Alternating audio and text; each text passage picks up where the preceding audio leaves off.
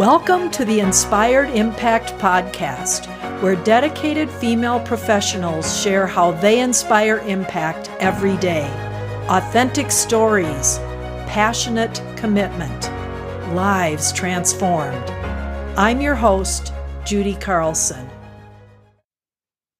Welcome to today's episode of the Inspired Impact Podcast. I have an amazing guest to share with you today. I can't wait to hear her story, her passion, and the differences that she's making in so many lives. Wendy Cooper, welcome to the podcast. Thank you so much, Judy. It's a privilege to be here, and I appreciate being invited. You're welcome. And I'm so excited for you to get started telling your story and your journey and the circuitous route that it's taken you and where you are today. So do you want to go ahead and get started? That sounds great. So mainly people, if they've seen me lately, have probably been in press releases about a bill, HB 24-1216, which includes a justice-engaged student bill of rights. And we were able to pass that legislation last year with a lot of support and are really grateful for that.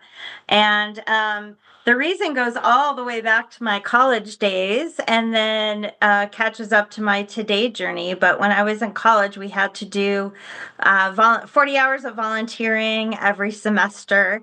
And I saw a posting on our volunteer board from a local church in downtown Denver, and they said they had a bunch of entrepreneurs and they wondered if someone from the business program could come down on Saturdays and meet with people and just answer questions. And I thought, well, I don't know that I can answer their questions. The opportunity sounds really interesting.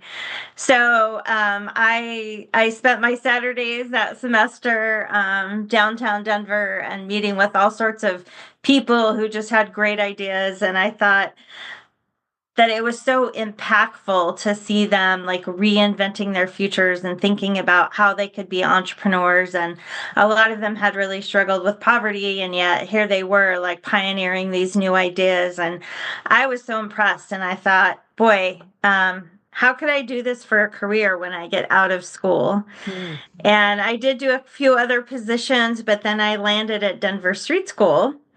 And Tom Tillapa was my mentor there, and I was supposed to be raising funds to keep the street schools going because it was a private school, and it was in the day a long time before, I guess, all school districts had their alternative options, right? So it was really one of the only options for kids that had dropped out or been expelled, and we served lots of kids on jail release and things like that, and it was such a beautiful experience. It was just like school was like a family, and we just took in kids. It didn't really matter, what their past had been or what they were struggling with. And we didn't even ask a lot of those questions. Really, the only question that we ask, and this is something I learned from Tom, is the person really ready to accept responsibility for their future? Are they ready to say, yeah, I'm ready to do what it takes? And I realized that I had something to do with the choices that I've made recently, and I'm ready to get life moving. And so I spent a decade at the street schools, a little over a decade, 12 years actually, and had the opportunity not only to work at Denver Street School, and it's so fun because on my current project, I'm actually working with one of my former students. Oh my gosh. Which is a really sweet circle around to the work I've done. But we were able to get money from the Bill and Melinda Gates Foundation at the time, and they were pioneering replication of an alternative high school network. And so we were able to replicate the street school model to 50 schools in 27 states over a period of about 5 years. And so I got to spend time in Philadelphia and Camden and New York and all sorts of places around the United States, Seattle, where they were doing similar outreach and support with students. And that was that was a great experience. And I'm really glad I had that experience because I'm in a big blended family with 6 kiddos, and my second son, between his 8th grade and freshman and sophomore year, I guess, was charged with 4 felonies. And then I got to be the mom on the other side of the table, Oh where my. instead of welcoming kids in, I had people that were really trying to figure out how not to have my son go to their school. And I think it's understandable with schools being so under-resourced and knowing that, the student based on their situation is going to need a lot of extra resources. So that was kind of coming full circle. And I think it was, you get an even greater understanding as you experience different pieces and parts of an issue. And what I really realized with my son is, first of all, because he's not the only one this happens to, what to him was parkouring and demonstrating his new superpowers and his growing body, translated in the adult world to trespassing and vandalism, Wow. And so it was quite a shock. And so as we've been doing this work, I've made light of it by saying that my hashtag, if I get to choose one, is Crime Stoppers Mom, because I actually found out about it one morning. I was working and a friend called me and she said, I love you, right? And I was like, oh no, this is not going to be good. But she let me know that she thought she had seen my son and his friends on a Crime Stoppers video. What? So I ended up watching the video and then calling the sheriff's office and saying, what do you want me to do? This was my kid and his friends, and calling the other parents, going down to the sheriff's office. And I actually had my son thank my friend because they were getting close to knowing who they were, and had they not turned themselves in, he would have been locked up. And instead of that, he got to take diversion and be home under very tight curfew and limited circumstances. Wow. Yeah. It's quite the experience. It's quite the experience. Yeah. What And I'm happy county? to report, because people are always like, is he okay now? Yes, I'm happy to report he's doing well now. He's in college at CSU and in the Army, and still doing well.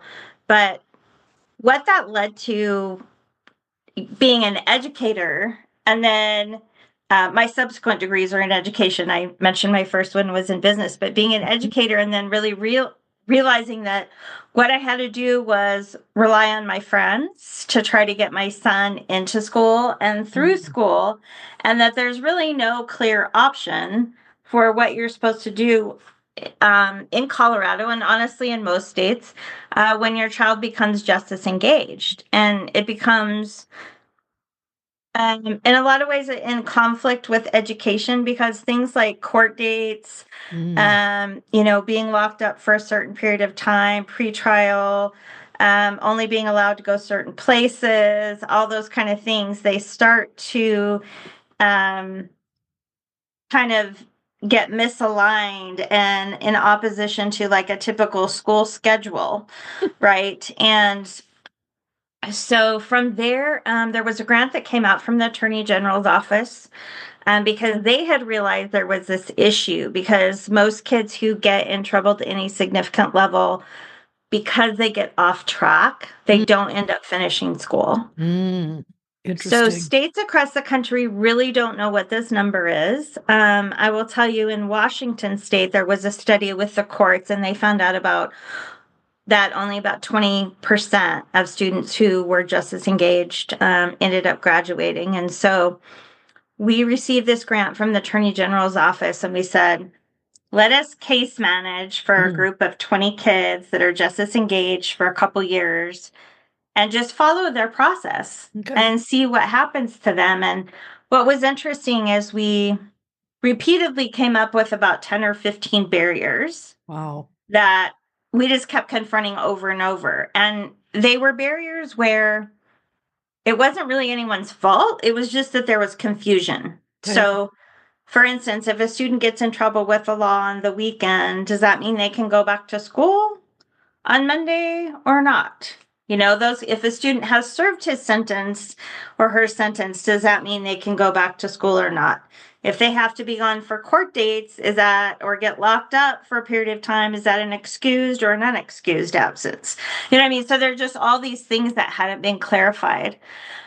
So my colleague, Dr. Silva, and I, and he grew up as a justice engaged student, set out to work on some legislation, and we gathered voices from all across the state of people who were struggling with this, the students themselves, their families, educators who weren't sure what they were supposed to do, probation officers who weren't sure, am I supposed to force this student to go to school or not? And, just everybody had all this confusion. So we really worked with constituents to develop HB 24-1216 last year.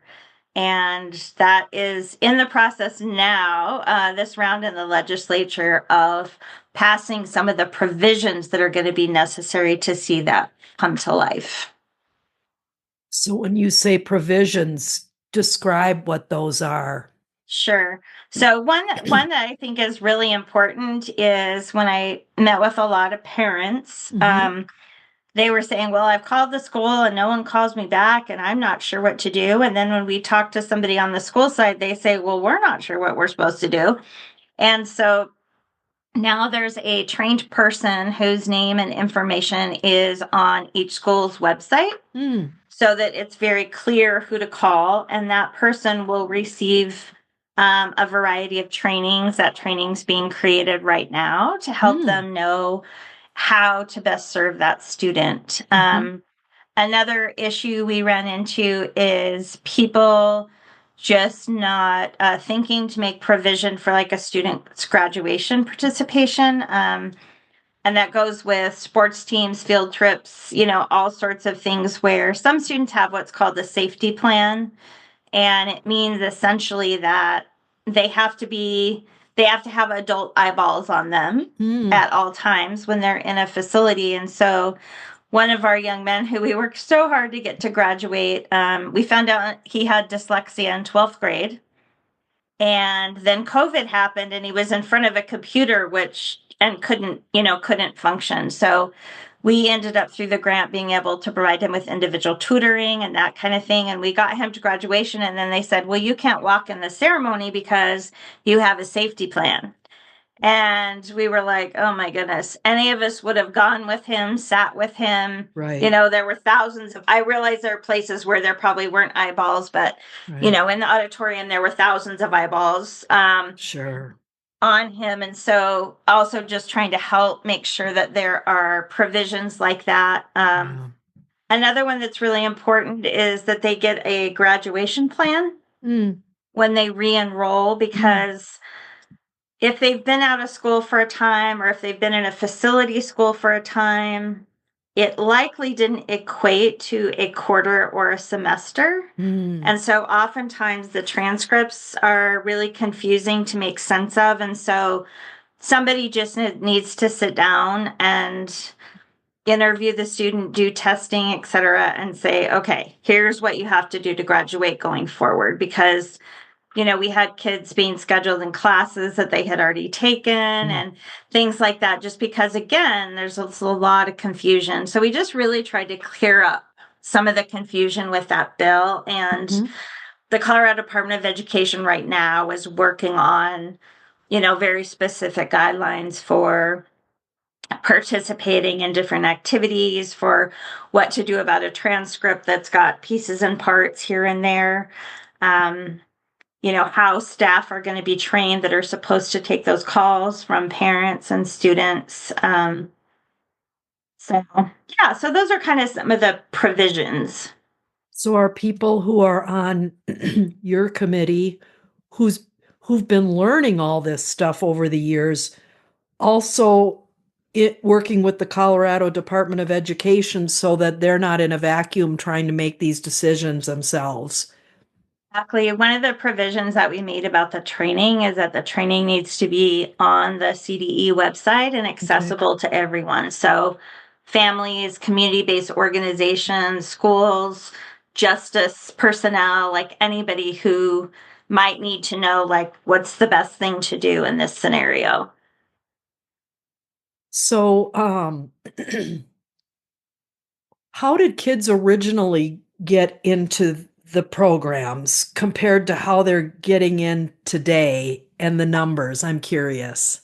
Yeah. So, one of the things we found in the work that we did with the Attorney General's office is that what is very, very helpful in this instance is for the family and the student to have what we call a transition navigator. Oh, And that is a community-based person that their job is to help, navigate those barriers that come about with re-engaging in positive community activities and attending school, getting a job, those kind of things. And they can come from different places. Sometimes they're from community-based organizations like ours. Sometimes they're mentors that are hired by Department of Justice.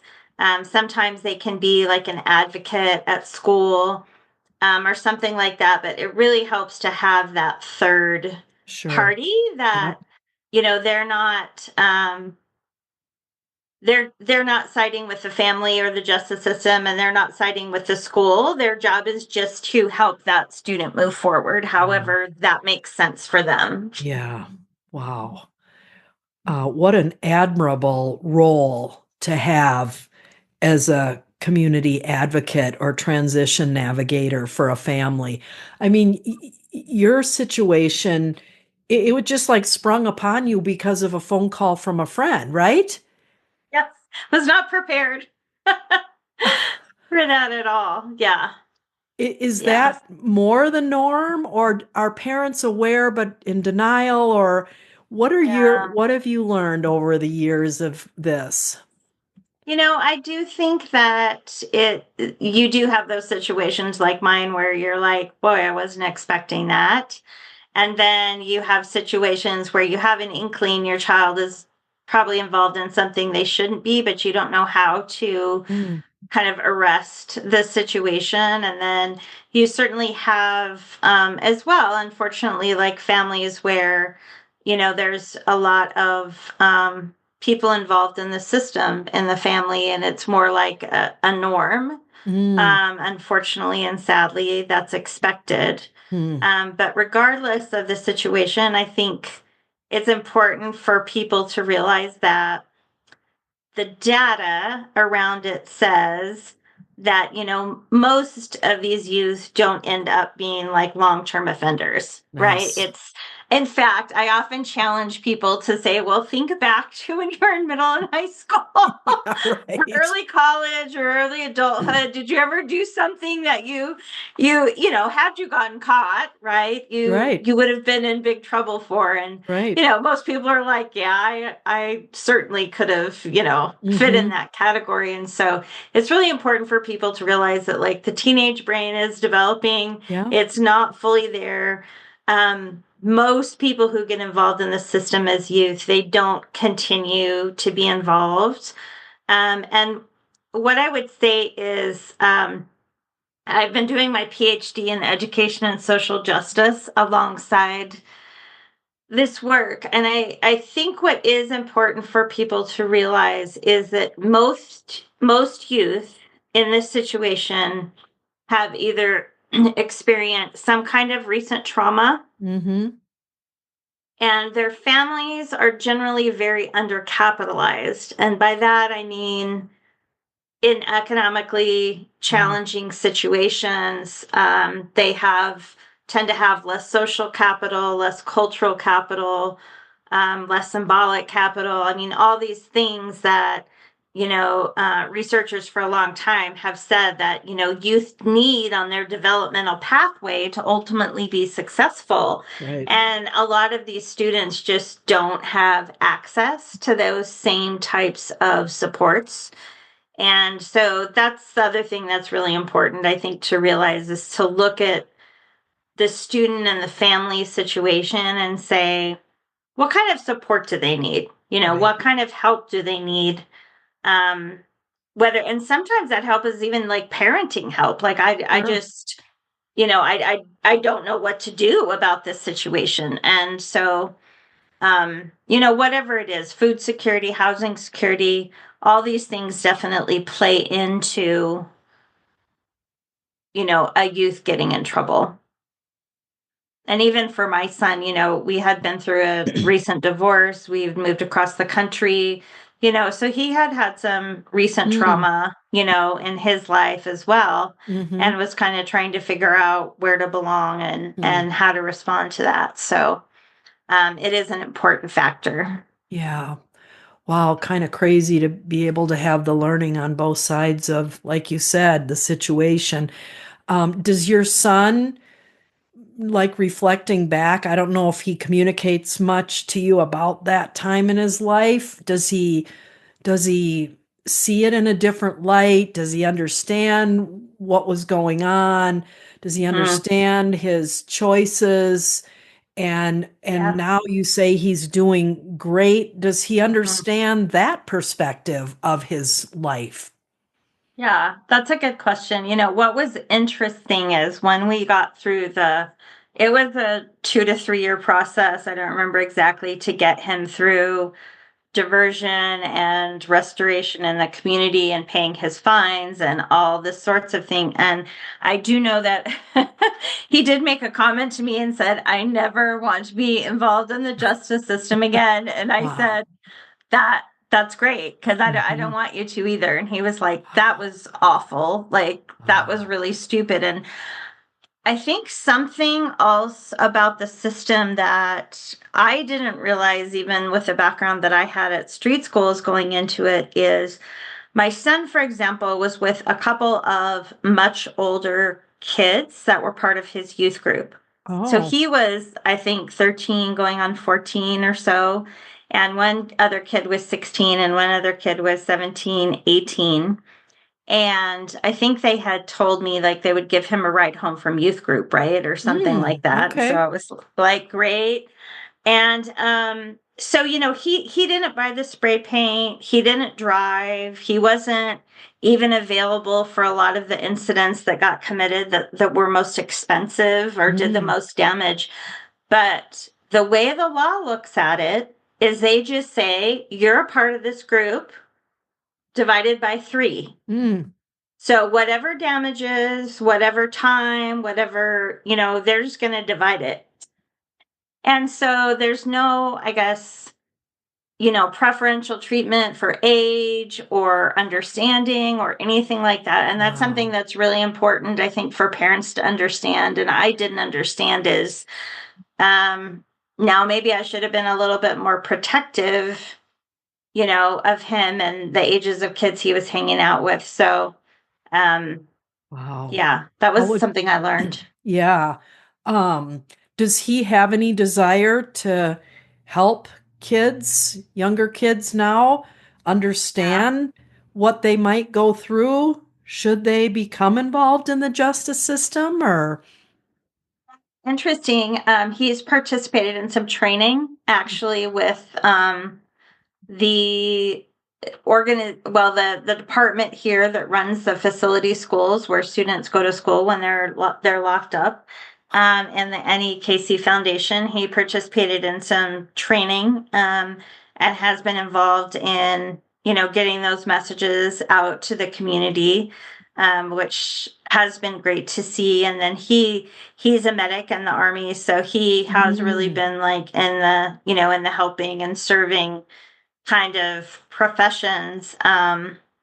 But even that is something we didn't get in the last legislation. And at some point, maybe we'll be able to get it or not. I don't know. So once we went through the process of having his record expunged, the last time we went before the judge said, okay, so we are expunging your record. So if anyone asks you if you have a record, the answer that you give is no. So then he goes to the Army and he's getting a security clearance. And they say, Do you have a record of any type? And he says no, because that's what the judge instructed him to say. Yep. Well, the Army still has access to juvenile records for some reason. So then he got called in and they said, we asked you this question and you lied. You said no. And he said, well, that's what the judge told me I was supposed to say when someone asked me. So that's the other thing I think that's really important to remember about when people get involved in the justice system like that, or there's these little gotchas that kind of show up Oh, wow. all over the place when you try to just move on. Yeah. And it's really helpful if people can help you move on and allow you, to Right. move on. Yeah. A couple times you've mentioned facility schools. I'm not familiar with what that is. Can you just tell us a little bit more about that? Sure. So the state of Colorado, the Department of Juvenile Justice runs lockup facility schools around the state.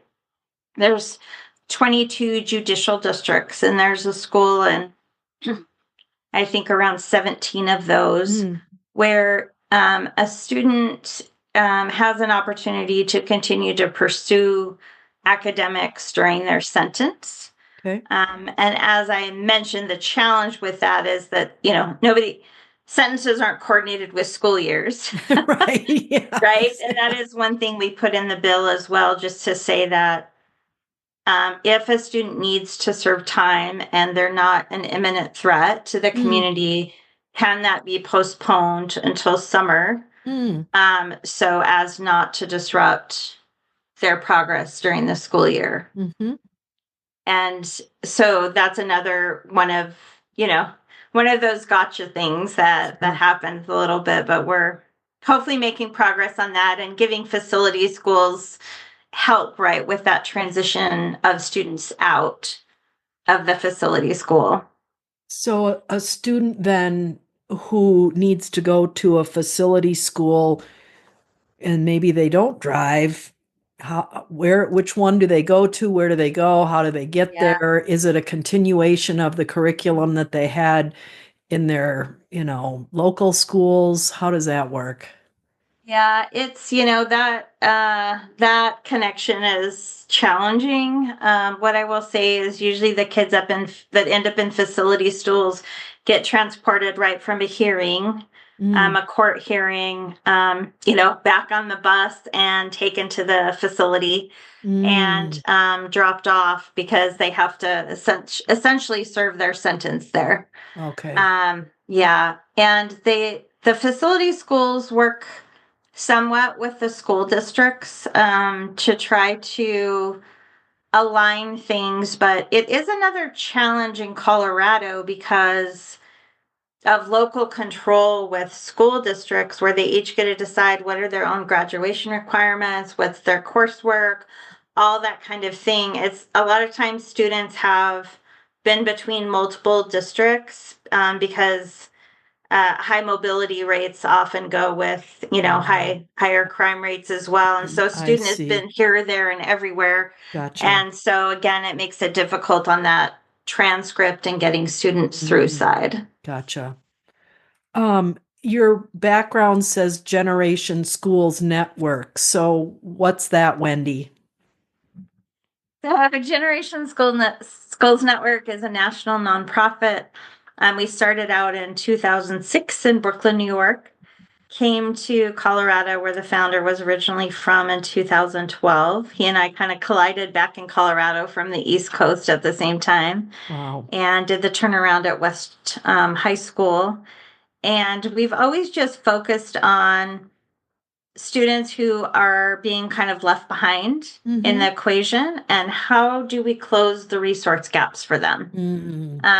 Sometimes that's by legislation, like we just talked about with HB 24-1216. Sometimes it's teaching their teachers who are struggling with, students with certain disabilities, how to, get students to read. Everything kind of that happens in a school environment. We have a team right now around Colorado. We have a federal SAMHSA grant, which hopefully will stay in place, where Vaping and substance misuse is very, very common among young people around the state. So we have a team that is specifically working in 25 different districts, and they're working on what we call restorative practice policies when someone is struggling with substance misuse. How do you get them treatment, get them to stop, get them not to do that at school versus just saying you're out of here? Because the issue is if we just say you're out of here, then that kid is just going to sit at home using more than they were using when they were at school, right? Which in a society perspective doesn't really create, what's needed. And so we're really helping a lot of schools and districts with that right now, as well as plans for suicide prevention, so that teachers and staff are trained, that they're connected to hospitals, mental health professionals, police departments, sheriff departments, so that everybody can kind of be on the same page about how to prevent teen suicide. So that's some of the work that we do too. Mm-hmm. Wow, that's quite substantial work. Yeah. Wow. I did have another question here that popped up that I wanted to ask you about. I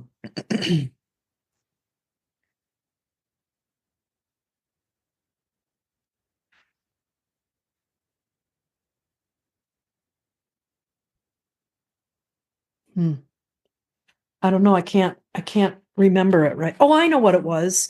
One of my questions is typically, being a female in your field, how has that gone for you throughout your career and where you're at today? Yeah. I would say there's definitely still challenges for females in the workplace. I have gotten to a point where I have been able to rather focus if someone doesn't want to take a meeting with me, or doesn't want to recognize what our organization is doing, or that kind of thing, is rather than take it personally, I just have made a lot of male employees that we have my allies. And the same with our board. And I will say, so and so, call me back. Would you give them a call and try to meet with them? And so I almost now just treat it like a tag team, rather than spending my energy otherwise. I think is what I've learned over the years, is also find a way. But yeah, I'm not going to take time to get offended about it anymore. Do I wish it was different? I actually wish it was different. There's still salary differentials and all those kind of things that exist in our society. And I think as women, we just can't let it stop us. And when we do have a chance to negotiate, I think we just need to be very forthright about it. Yeah. And say, if you're hiring me for this position and you are hiring a man with the same credentials, are you offering me the same salary? That you would be offering them the same bonus, the same privileges, and just make sure that we're vocal about it. I will say I am vocal as well, though. If something happens, while I find a way around it, I also will acknowledge it. And I think it's similar to what I do, trying to be an advocate as well for people of color, right? Who they deal with that kind of thing all the time, and to even greater degrees. And so I think advocating for each other is a critical part of changing ecosystems. And like what we're trying to do with the juvenile justice system is definitely like an ecosystem change, right? I'm sure it is. Yeah. Trying to get people to think differently, see differently, respond differently. Yeah. Yeah. Wow. One last thought I had, or wanted to ask you. So you said you're taking a PhD in social justice, and do you foresee how that will change your career direction, or just enhance it? Or what are you thinking down the road, Wendy? It was interesting. It took me a very long time to pick a program, and I thought about all sorts of different things. And finally, when I saw this program, I thought, oh, this is it. So what is so unique about it is it's a part-time PhD. It's with people from all over the world. And so Wow. not only am I hearing about what's happening in education in the United States, but I have people from Canada and Japan and Azerbaijan, Mm. all these different places in my cohort. And Mm-hmm. so I just wanted to really think about education and social justice in broader terms. Yeah. And I knew that being a part of that cohort would help me with that. And so I've really enjoyed that. What I did for my research project, and this was just precious, precious time, that I worked with another organization called Turning Point of the City that were some of our transition navigators during Mm. the AG grant. Mm. And I went in and I did educational journey mapping with the students and then Wow. brought in their families and their community mentors. Because one of the feelings that students and families really come away with when their student is justice engaged, and I can easily see how this will happen, is they very much become muted, Oh. and it's very much about things happening to you, Mm-hmm. right? Not with you, or not saying what's best. This quote from this one mom stuck with me, from a study that recently came out, where she said, I asked for programs for my son, and instead he got 5 years probation. And so there isn't a way in the system whereby families can really send up a flag and say, we need help. And Yeah. so I really wanted to see where those critical points were. So I Mm-hmm. sat down with students and we talked about that. We talked Mm-hmm. about, what was your education experience like, and what worked for you and what didn't. And did you feel like you had someone that advocated for you in the building? And, did you feel like you were ready when you went from elementary school to middle school? And we talked about those kind of questions. And then they got to talk about their journey and have their parent or family member and their advocate or transition navigator weigh in. And Mm. kids really, really benefited from it. I was Wow. thinking that we were going to Yeah. from it as an adult and as a system with the things we learned, which I think we can. But what I was surprised about is that the students really enjoyed it. And they Yeah. said things like, no one's ever asked me that many questions about my learning before. And uh, That one gives me teenage boy goosebumps. down in Cortez say, that was delightful. And I Oh, thought, wow, I don't know the last time a teenage boy's used that word with me. well, That's great. Um, but it was, and I've really never thought about my journey in that way. So I think it was really helpful for the kids as well, just to feel seen and heard.